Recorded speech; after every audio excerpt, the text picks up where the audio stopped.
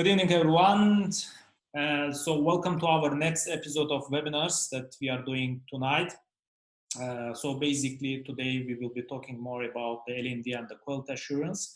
So our guest speaker today is the Abigail Dolley. So she is the L&D consultant. She will be diving in more in the details of the quality assurance in the perspective of L&D. So before we go with the slides, and I will pass to Abby. So just to remind you, we are live in our social media channels. Recording will be shared after the webinar.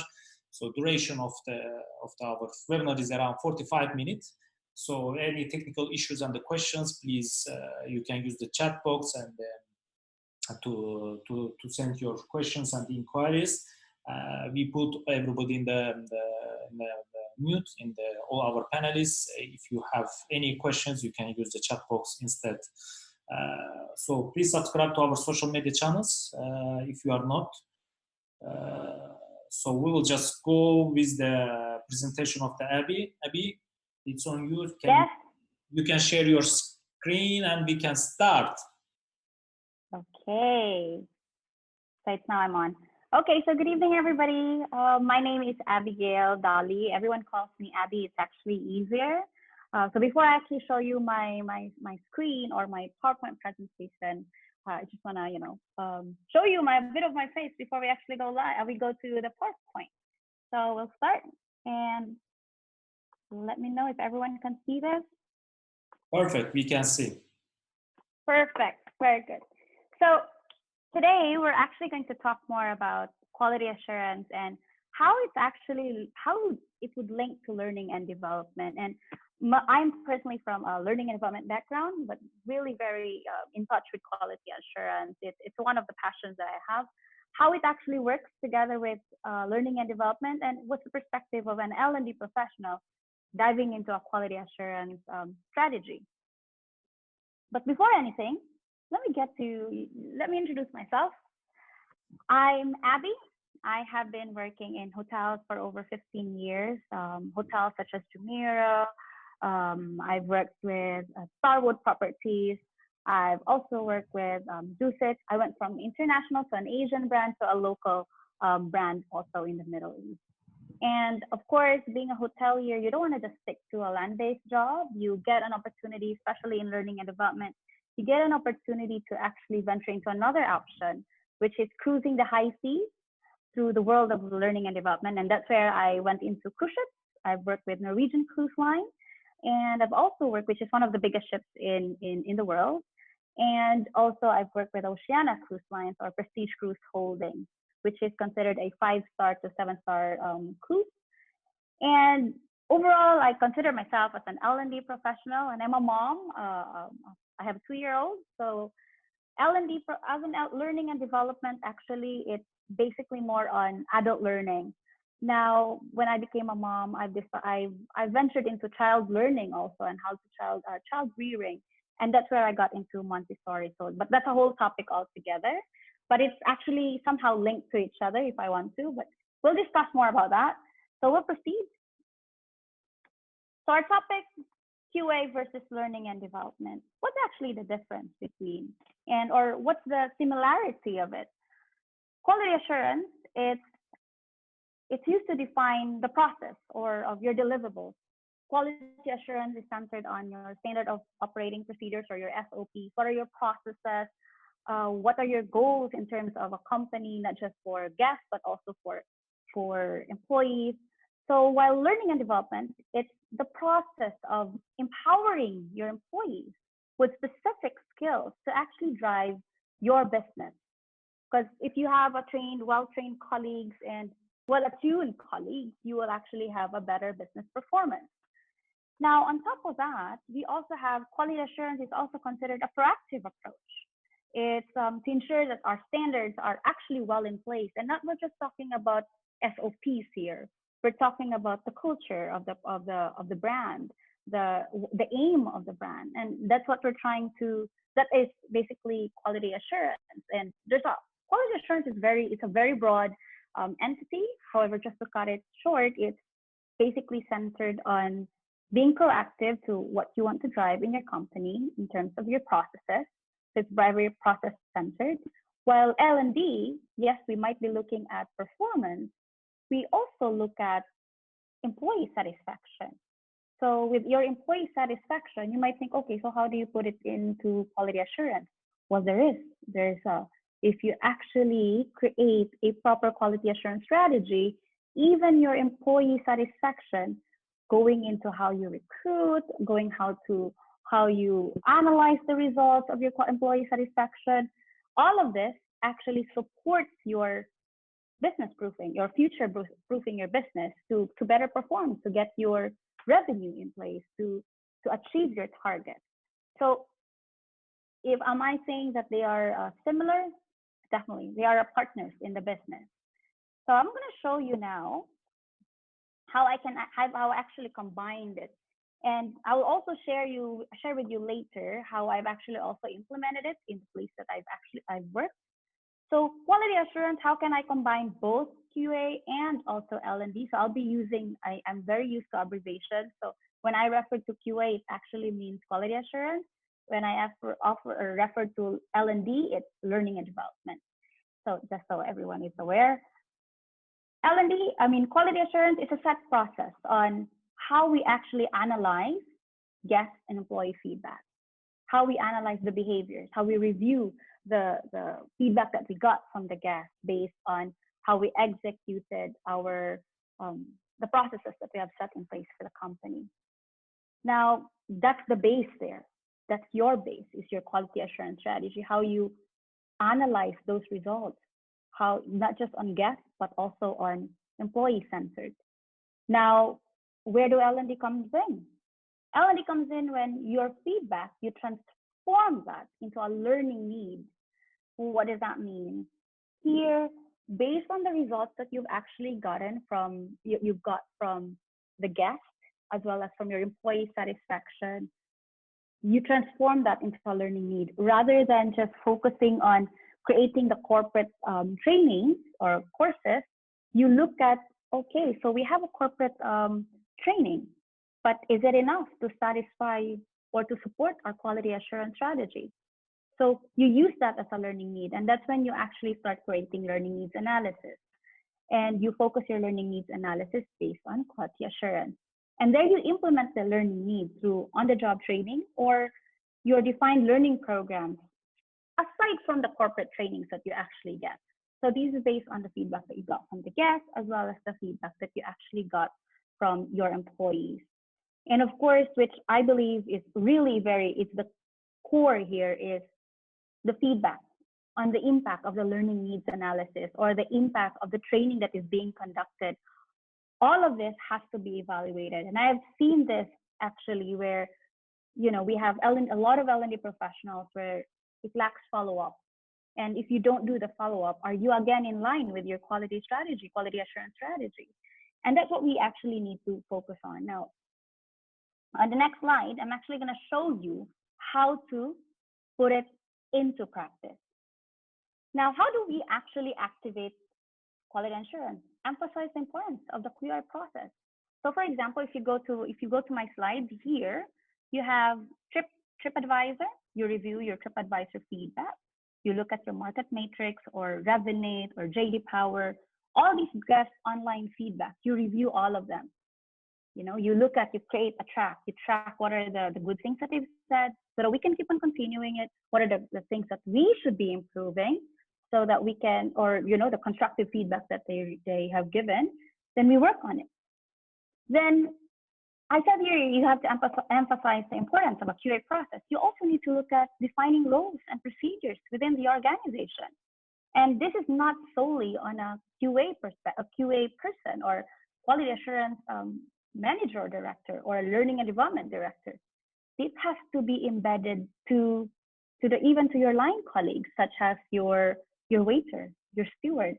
They have to be held accountable. They have to be part of the process. They need to understand what is our QA strategy. Why is it important for them to understand this? Because then we can then help them embed this in their behavior. So yeah, we review, of course, when we define the roles, we also look at the employee feedback. You have Aon, you have the JD Power also does a lot of employee feedback. There's a lot of online tools in terms of your employee feedback, and we can do that. We review those, and you have your QA internal process, such as you track your day-to-day concerns from the guests, or we don't wait for them to write on your revenue. We do a tracking. Oh, this was one of the mishaps that we've done in room service. What can we do to change this? What can we do to improve this? So you do have a tracking. And then once you've got those, all these records that you've done, you put a learning needs analysis. Now, there's a standard learning needs analysis in the business, which a lot of L&D are actually using. But we also need to consider that learning needs analysis, we need to create our own. And that's what I usually do. I create my learning. I study first when I move to a new position or new hotel or company. I'd like to study it for the first 30 days, what's happening. I want to be on the floor. I want to understand what's going on. And I also, from there, I create a learning needs analysis based on what I've observed, what I have, the feedback that I have received. I review the previous, let's say, Revenate feedback that the company has for a year before me. So I review all this, and I study and analyze them and put in place a learning needs analysis. Again, this is according to your QA process. What is the goal? What is your strategy towards this? And this is why it's very important to have a strategic management process within your learning strategy, because only through then you can have your training deliverables in line with what you want to achieve at the end of the year or at the end of the next 5 years. So every L&D will have a guide, and it will be partnered with quality assurance with the QA process. And most of all, like I've said, evaluate. For me, as learning and development, I like to evaluate every 3 months. I like to see, okay, so I've done this training.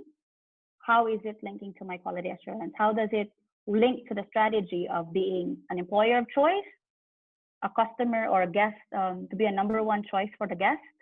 So I need to review that. What are the things that we have in place? What are the concerns that was mentioned either in Revenate, in JD Power? Have we eradicated those? Have we done something with those feedback? Have we improved? And I actually had one experience, and this was actually last year, where we actually created a new program, just to, because this certain company actually had some, not concerns, but they're very, very good. They're well known in the market. So we created a new program to assist on the customer service, but centered on the culture of the brand. And when I reviewed the revenue for the first 6 months, the biggest concern was colleague attitude. So it was basically back to back on complaint handling, from the way they were greeted, from the way they were handled in terms of they have an issue, and the way they were actually served. So we reviewed that. We created then a program to support that. And I was so happy to see that at the end of the year, they started as the hotel started at number 20. They ended up to number 8. They finished 2019 with number 8 in TripAdvisor, having had the highest revenue also. So it was, constant evaluation. And when I reviewed from the time prior to we actually launched the program to the time that we've actually launched it, the issues on colleague behavior was gone significantly. And that was for me amazing. And that for me, having that kind of approach, having that kind of learning strategy, it definitely will boost your placement or your placing in the region or in the area that you're in. And that's why, for me, what matters the most is actually making quality assurance a company culture. And I have here some pictures I've put up together. And if you look at the picture, the first picture is actually about food. And I want to talk about this experience. This was like a few years ago. I was working in the cruise line, and in cruise industry, or especially when I was working, we always have to meet the guests at least 3 times a week. You have to host the guests. You have to have dinner with them. You need to have high tea with them. and get to know these guests, because a lot of the guests that comes to the ship were actually returning guests. So you need to make sure you maintain that relationship. And I was lucky enough to meet one of the loyal guests, high end members. I mean, the high members that of the cruise line that I was working with. And I explained to her what I do on board and what I've done, and she was like, "Oh, really?" And she was so interested with it. So what she asked me, she said, "I actually own a lot of restaurants in Spain." So she's a restaurant owner, and she said, "We've got great food. Our feedback on food, Abby, amazing. It's great. Like we always have positive feedback on food. But I'm quite shocked. No one comes back. They love our food, but they find us expensive. And they always complain about our service." So I asked her, I said, "So, well, what's your end goal? What would you like to do?" And she was like, "I really, I want to improve the service. I want to move. I want to, I just don't want us to be known as food. I want us to be the restaurant of choice." And I said, "Okay, so let's create a standard for you. Let's create, what's your strategy? What's your long-term goal?" And we started creating those. And I was so impressed because a year later, she sent me a message and she's like, "Hey, whenever you guys are in Spain, why don't you come over? Because I just got one star Michelin. I was just awarded as one star Michelin star in the restaurant and being the number one restaurant in Spain, in that section of Spain." And I was like, "Wow, that's amazing." And she's like, "Yeah, we followed the what we have discussed." And they incorporated both quality assurance strategies and learning and development. So they didn't just train their team, they made them accountable. They made them understand the process, that hey, it's not just you going to the training room. Actually, it's you understanding what we want to achieve here. What is our end goal? We want to be the number one. We want to be the employer of choice. But how do we get there? It's not just through training. It's actually understanding your business, making you think like a business owner. And they've started doing that, because you can only train your colleagues so much, or your team too much. And you got to see if the training has an impact. And that's why, if you go to my next picture, that's actually in Maldives, where I had an opportunity to open. I was part of a lot of pre-openings with Dusit company, and I was actually sent by our VP of HR there to open the property in Dusit Thani, Maldives. And this is where I go to my second point, where you shouldn't limit your L&D leaders on QA initiative. You need to let them be part of it. And if not, take the lead. Quality assurance is not a luxury, it's a need in the business. And if you let your learning and development be part of it, L&D leaders or L&D professionals are creative. They have to think out of the box. But if you limit them to just being in the training room, you're taking away that effectiveness of what exactly is learning and development. So anyway, going back to Dusit, I actually opened the property. I was stationed there for 30 days. And we started, I was shocked because my VP was like, "Abby, you need to take the lead on the simulation." I said, "Oh, simulation? What do you mean?" Yeah, my mindset was, I'm just going to train people there on the standards of Dusit. And he said, "No, you're going to create a simulation. You're going to propose a simulation plan, and you're going to launch it, and let's see how it goes." So I was like, "Oh, wow, this is interesting," and I created a whole plan. And if you've been to Maldives, or if you've known about Maldives, the island is like 30 minutes. You can see the island already, or the 45 minutes, you can see everything already. So supply and chain, the logistics are going to be very difficult, very challenging to open a property in Maldives. And I was like, this is a great thing. This is something that I've always wanted to do. And so I created a proposal on how I want it. And of course, 30 days was not enough. So I said, we need to create the proper process, make it more centered on what is the kind of guests that we're getting in Maldives, what we are attracting. Of course, not forgetting the core values of the company or of the hotel.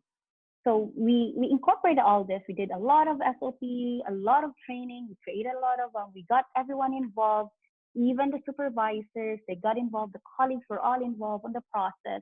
So we created our own quality assurance initiative, strategy. And then from there, we created programs about it. We did a lot of training, which was really very, I would say, interesting with me because interesting for me because it was my first time to actually conduct a training wearing not a corporate attire. So it was a very good experience. And so we did the quality, we did the simulation. And much to my surprise, everyone was so willing to understand and to take in the feedback. And everyone's like, oh, okay, so the steak was not so good. So what do you think happened with the steak? And having those business leaders understand that they are accountable if something goes wrong. What can we do to make it better? How do you handle complaint handling? How do you handle it? We can't just give everything for free to the guests, right? So we need to have a proper things in place. And in the end, we actually completed the simulation and everyone was just, now we're ready to actually open. And I had the same experience when I was with Starwood.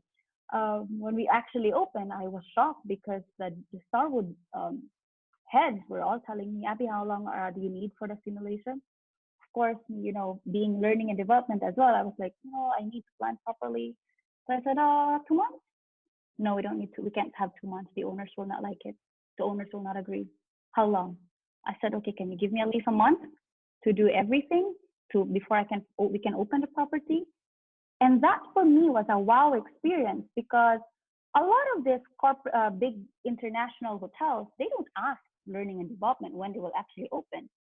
They don't involve you in those things. That's I'm not a revenue department, but to involve me in the process to make sure that we actually do it right was an experience for me. And so we did that. And I was so proud. We did the whole training. We did the whole planning. We did the whole, making sure everything was well in place. And in the end, and I'm very proud to say up until now, when they actually opened, they were top 1 in the whole area. And up until this day, they've never went down to top 5 in TripAdvisor. And that tells you incorporating both strategies actually creates a huge impact to the organization, to your operation. And that's why you should utilize QA or quality assurance and L&D to be a strategic area in your operation and not limit your learning and development professionals. And that's why if you want to know more about my points, I used to be a columnist for Arabian Travel Magazine. They've actually archived a lot of my columns, so you can actually see it online. So if you just Google Arabian Travel Magazine and you can go into my name, you will see my past articles actually. And that's when you will understand what's my belief and what I would say, why for me, I'm as a learning and development, I'm always fighting for having QA incorporated to my line of job. And I know I'm talking so much about the guest perspective here, but QA can also go back to your recruitment. Goes back to your recruitment strategy. I mean, if you involve having a proper quality assurance strategy onto your recruitment, how you do recruit people, what kind of culture, what kind of people you want to hire, it starts from there. So every aspect of your operation actually goes with quality assurance, and that should be a company culture, not a, hey, you know what, we need to go be on top 5 on TripAdvisor, so let's do QA. No, it should be from the very beginning, because if you do it halfway, you're not going to be effective. And that's why it should be, for me, I'm very keen on having both positions actually incorporated into one. And that's what wherever I am working. So yeah, that's just about it. So that's a very short presentation from my side. However, if you do want to have some questions, feel free to ask me questions. I'd like to, because this is a great opportunity actually, and I would like to hear more from you on what you think. And if I can help in any way in your operation, I would be more than happy, so to give advice somehow.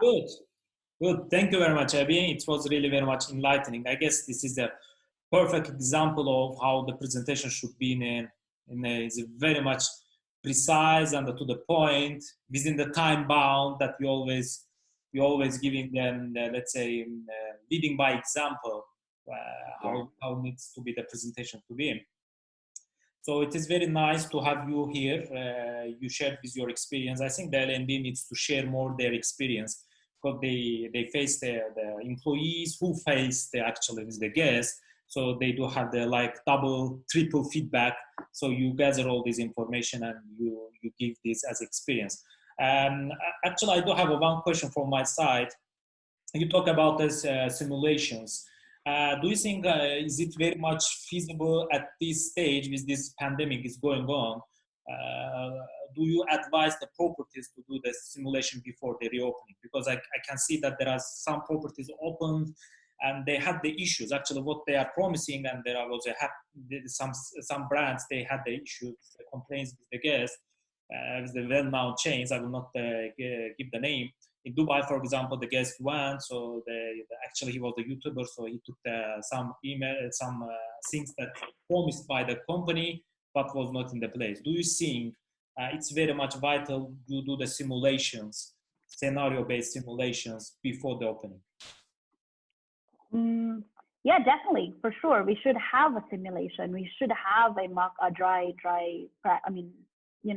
a practice on before we actually start, because again, what's happening right now in the world, no one knows what's happening. I mean, we don't really know the detail. There's so many government mandates that's happening. There's so many changes in how we actually operate, this new normal that they call it. There's this, we have to wear a mask, we have to wear gloves. Oh, now you don't have to wear gloves. Now you just have to wear gloves. So there's so many changes. And specifically for a hotel, we have not stopped operation, but we've been greatly affected. Hotels have been greatly affected, and that put a stop in our operation somehow, and it changed the mindset that we have. And now that prior to reopening, we should have a thorough simulation, so to let the colleagues practice what's happening, to let them understand if there are questions that arise based on the new behavior that they have to do in the service. Yes. Especially now, you need, like, for example, here we have to have 2 hours sitting, arrange a seating when they are dining, 2 hours limited. How do I answer that when a guest asks me, your 2 hours is up? How do I say that to the guest? How do I maintain that? How do I actually greet my guest now that my mouth is actually covered? There's so many questions involved, and there's so many new rules, new ways of how to survive the new normal. And I believe having a thorough practice would actually help that. Having a proper process would actually help that. So yeah, simulation is a big thing for me. I've had experience where, I've received feedback also. Some hotels started opening and they actually got, they had received a lot of negative feedback because the colleagues doesn't know what to say. The colleagues were lost, and that's not really entirely the colleagues' fault. Now, I guess it's putting the more lights on the learning and development. At the same time, the safety guy, let's say health and safety guy, who was like last person in the department, in the HODs, even they not in the HOD level. Now these are two most important people, let's say. One of the L&D who needs to deliver the information in a training sessions, give the frequently asked questions, gather all the information, and needs to be sure that all information went throughout the board. Because actually, at the end of the day, this is the most of the regulations coming from government. You don't want to have the issues with the government. You don't have the issues with the guests, because not we think about the guests, but we forget sometimes the government. So there was a cases that hotels had the issues with the governments, and we have seen in the social media. This is the last thing that you would like mess up, let's say, in the social media. Definitely. Your name in the social media, badly behaved hotel, not according to the government regulations. So I think the L&D is playing a big role on this. I do have one question from Facebook from Elmo Fritz. So there is a question asking about what is the KPI of L&D in coordination with HODs to achieve quality assurance objectives? Actually, that's a very good question. Yeah. Thanks, Elmo. For me, one of the key performance indicator for the direct from the department head should focus on what you want to be. So, for example, it should be. I'll just give an example because this one would be linked to quality assurances as well as learning and development. One of it is to ensure that if you are at the end of the year, you're going to be let's use TripAdvisor. So if you're going to be number 8 in TripAdvisor, or your goal is to be below top 10, every HOD, regardless if they are back of house or front of house, should actually incorporate that. Because how do you achieve your TripAdvisor to be less number 10, depending on what your number is in the current stage? Okay. If you put that, you will have to have a proper quality assurance process that talks about it already, because that's centered on that. And then you look at your employee satisfaction, because you can't have a good it's difficult to have happy guests if your colleagues are actually not happy. Yes. So it starts from there. So it incorporates those two already, and eventually your revenue will come. But for me, it's putting into place what you want to achieve by the end of the year, such as your TripAdvisor, your online feedback. You put that as part of your KPI or one of their KPIs, not centered on their department, but as a hotel overall. That would actually help in terms of that would be in line with a quality assurance and learning and development strategy, actually, in terms of KPI. I've actually had an experience where I had to tell the HODs that every person in this hotel will have to achieve this number of hours. And this number of hours have to be based on the learning and development audit, because, departments can just shrug off L&D and say, oh, we'll just sign it that it's done. But then what they don't know is you as an L&D, you actually audit them. And in your audit, you incorporate your QA process, and then they'll be like, oh, so it's not just a paper exercise, it's actually for real. And I've had that, and I can see some HOD, the head of departments were actually cramming towards the year, making sure they actually do things right. And that helps, that starts, eventually it will start a L&D culture or a QA culture. Yeah. Actually, does that answer your question? Yeah, I think this is pretty much to the point. This question was a little bit general. I think that HODs, sometimes they also there, even so they are on the leadership positions, sometimes they ignore the L&D in the hotel. So they think this as a tick box, let's say end of the month, to tick some trainings, and that's what it is, yeah. But actually, if you think that if you don't give the real attention on the L&D and the training sessions, let's say, on specific topic, it will have a backfight on you at the end of the day, as a directly or indirectly.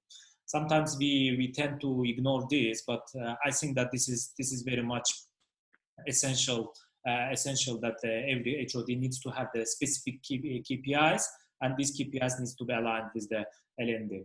At the same time, I think I have let's say, the suggestion as well as a question. Do you think that sometimes the L&D departments get more, let's say, complicated documentation rather than the trainings itself? Because I feel that people in some of the L&D departments are more on the process oriented rather than the result oriented. Because this we don't want. For example, me as a HOD, I don't want to spend, let's say, another 1 or 2 hours of my day, which is I can spend to any other revenue generation from the revenue background, let's say.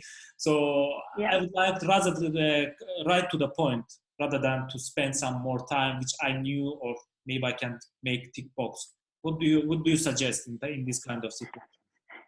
Actually, I agree with you on that, because I hate paperwork. I to be honest, there are certain companies that still value having a paper exercise in terms of learning and development. And for me, I feel like that's so old school already, considering that if you look at our workforce right now, it's actually the young generation, and they don't like this paper stuff. Everything has to be done online. And I agree, it's a total waste of time in terms of the head of department. They're not just looking at learning and development, and to impose too many paperwork, that actually defeats the purpose of how you can be a support to the operational department. And so, I agree. For me, I always believe having everything course through online or everything through a learning management system, because it's easier that way, and it's not a hassle. L&D should be seen as a support, not a nuisance to operation. You Yeah. should be seen as somebody that can assist you in how you can improve your challenges in your operation, may it be colleague performance or operational concerns, you know. So I don't agree with too much paperwork actually. Yes. If I have a choice, I want learning management systems. Yes, yes. I think that this is the area of era of the, let's say, digitalization, and the world Mm-hmm. is moving to that area, and no more these paperwork. You can submit your all your appraisals or your training materials through the systems. People not need to be physically present in some areas because they need to be. Another Yes. question actually comes to my mind throughout this topic that you talk. I think that you are very much, you do have a lot of energy. You do have the, let's say, very much um, interested to go with the limits of the LND and push forward in terms of the limits of the LND. But one thing is very much crucial, and that I have seen from my perspective as a revenue director in my previous experience. I think the general manager or the leader of the hotel, of the who is managing the hotel, they need to have also that vision. If the hotel general manager doesn't have that vision of, let's say, working with the revenue guy, working with the sales guy, working with the L&D, just ignoring L&D, even so, how much you put a lot of, how much you put the energy, how much efforts that you put, it will end up Mm-hmm. like 15%, 20% impact rather than 60, 70%, let's say. What do you think about that? Do you think that the GMs needs to be the major drivers of the L&D, or there is other solutions for that, let's say? Actually, I totally agree. They have, because you know, you have to lead from the top. So if there you have no support, how can you function? And actually, in that on that note, I have a very an experience about it when I was working with one of the in the cruise lines. And I'll use this as an example. So it's really like, I don't know if it's connected, but just want to share it. I think When the I cruise line specifically is the total different environment for the hoteliers. So it is very good that you always give the example from there. I think this is the best example that you can give from the LND. Because you're yeah, staying yeah, in the sea, and you don't know where to escape. You don't have that. yes. Yes, and I think this goes back to how strong you are as well in terms of on your you know, if you're assertive as a person. I Yeah. remembered when I was new to the ship and I was just barely 2 weeks. And you know, when you're working the cruise line, it's very, they're set in their behavior, they're set in their ways already. After all, I would always say it's an industry for men. And me being learning and development and you know female and nothing not to discredit anything, but I was coming from a hotelier no, from a land-based perspective, and I was coming from actually from Miami at that, and the training that we've had, the vision of the company, so was totally different from what I've seen on board. So barely 2 weeks to operation, I had a general manager and who I had a fight with the general manager because he wanted to promote a chef to an executive sous chef. He wants to promote this guy, and I was given a handover. And over the 2 weeks that I was there, I've observed, I've asked for. He attended a training program, the cruise manager program, and I've seen his work. I've actually attended. I've been to his briefings. I've been to his one-to-ones, how he conducts coaching. So I did my own study with the guy, and he's not ready Yeah. at all. And I went to the GM, and he said, why are you not signing his certification?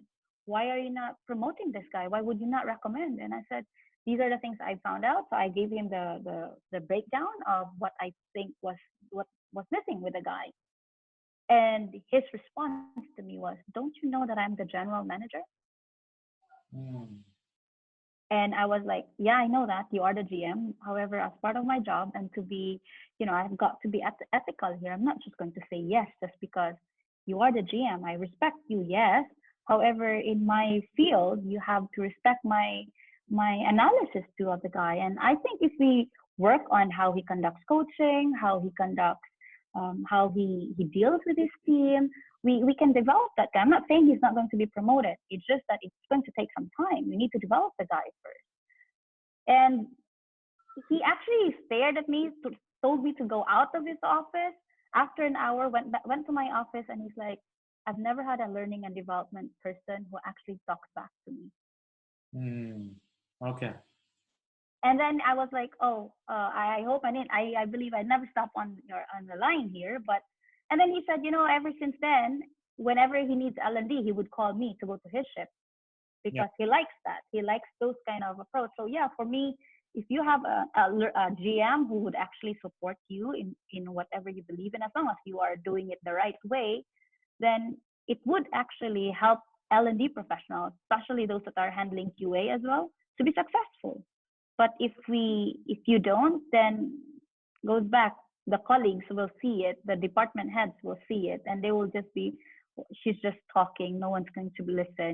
So yeah, it's very important. Yeah. Yeah, I have a question, if you don't mind. As you know, we have some student followers also, and those who are starting their career in the hotel industry. What will be your advice for the students and for those new starters, interns even, in their career? What will be the recommendations and advices from your perspective to them? Thank you. For those that are interns, that's going to be interns in the hotel. Is that what you're trying to say? Right? Yeah, intern and those who had started their careers first in the hotel, what would be Mm. the advices from your side to them? Because there are so many students also watching our channel who would like to give Oh, some that's great. recommendations and advices for them. For me, I actually, for interns, because I was once an intern and I've had a bad experience being an intern. So for me, my advice is to actually make sure that you demand from the learning and development, specifically in hotels, because there's always going to be a learning and development. And if there's no L&D, there will be the human resources as a business partner, functioning as a business partner. So for me, I would suggest for them is to make sure that you actually demand a proper training plan and you speak up because there are certain hotels, and this is also based on experience. There are certain hotels who just create the training plan, but there's no follow through. They don't really implement. And because you are new to the industry, you are just going to be, say, for example, if you're going to be a intern in the kitchen, you're going to start off as commie 3, but you can't be peeling potatoes for the next 6 months. It's not how it works. So you've got to be strong on your stand, and you've got to say, look, this is what I want to learn, this is where I want to be, and these are the things that are in my curriculum. Sorry about my cat. But this is what I want to get out. And I actually had an experience about that when an intern actually told me on the first 2 weeks, Abby, I've just been cutting onions. And I said, but I had a talk with the executive chef, and this is your progress. And the feedback that no, I've been just cutting onions, Abby. I said, okay, a lot of people, especially if you're coming through, you start with creating the mise en place. So I'll speak to the chef again, and because that's what they do, right? They see that an intern is an extra help, extra manning with lesser pay or even no pay. So I was so impressed with that intern because 2 weeks later he complained to me, oh my God, Abby, I'm just cutting onions and now I'm cutting to tomatoes. So can you assist me on this? So, so they have to have that talk with their HR or with their learning and development. And I had that experience too when I was an intern. I was told to just carry the bag of the person I'm shadowing, and I was like, I just don't want to carry a bag. I want 4 years or 2 years, and then I'm going to carry your purse. What about my learning experience? What am I going to do? So you have to demand. You've got to be assertive. I hope that answers your question. From my perspective, I had a different experience in my life, and obviously it's not my session to advise, but yeah, I just wanted to make sure that there will be some advices for those who are starting in the hotels. Personally, for me, I mean, as you said, the 2 weeks onion to cut for that intern. When I started my first career as a waiter, I was just cleaning the fork and knives, OSNEs. I mean, Yes. we were just making the setup table clothing and setup. I was hating it so much in the first month that the only thing that I do is just table setup of the breakfast, lunch, and dinner. But what I didn't know, what I didn't realize later on, that I became professional of setting up the tables. And this is how we are becoming a professional. I mean, Mhm. I remember there's a very good quote from Bruce Lee.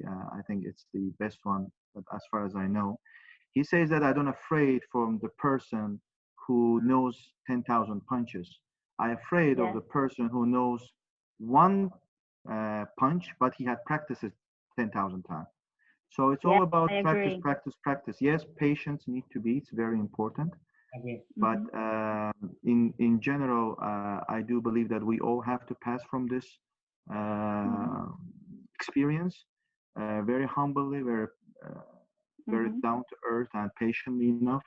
And slowly but effectively, we will become there where we are. Yeah. Yeah, I agree. I agree. And you know, another thing that we have to consider also in this generation that's coming in, they don't have really the patience. They, you know, it's a bit challenging right now, especially when you're It's, handling. it's a generation issue. Yes, so but that's a whole topic altogether. But they, I mean, I've managed an intern, you know, that's 20, I know that's 18 years old, and every day is in my office complaining, Abby, why am I standing the whole day? Yeah. You know, I was like, oh my God, I'm not their mother in the hotel, but you've got to, like what you said, Nijat, we have to be, you know, we have to practice. Like me, I was photocopying so many papers. I thought, oh my God, I will never see a photocopier again because I'm tired of photocopying everything. You Yeah. know, but eventually it's going to help you. Yeah. And that's when you have your to file, you will know how to file. These basic things are actually really important. But for an intern, you need to actually be more assertive also. You need to speak up, but not give up easily also. Of course. But one company that is really very good, and I don't know, Jayun, if you remembered this, Jumeirah has a very good internship and management trainee program. They're actually very good with that. Mhm. And I've seen that how they've actually handled their internship programs also in the past. Yeah.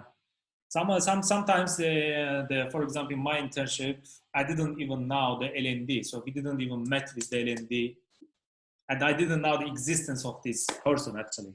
There is a It was just like a trauma in my mind, and still I think that the LND needs to play a big role while welcoming these interns and give that motivation. This first mindset Mm-hmm. of the motivation, how to they need to understand that they need to go through all these processes in order to get the ultimate goal. And once it's delivered to them in a good manner, in a very motivational manner, the interns, they will be more, let's say, energetic, more inspired for this, let's say, life in the hospitality, I can say. Yes. Yeah. I think it was very much good conversation. We are almost finished our webinar time. Thank you very much, Abby. It was very nice conversation. It was, I can say, that definitely totally different webinar, because previously we had the presentation styles, and there was at the end question, but it was like a conversation mode. And thank you for coming in and sharing your experiences. I think the LND needs always share the experience, and we as the industry leaders, we learn from the experiences, and we let's say fill out the gaps at the end of the day. Thank you very much for time. It was our the last, let's say, for today, our webinar. So basically, we will be doing our next webinar on Friday. Next week, we will be posting the poster soon with the new topic. Mm-hmm. Stay tuned, subscribe to our channels, and goodbye. See you next time. Good night. Thank you. Thank you also. Bye-bye. Bye. Bye.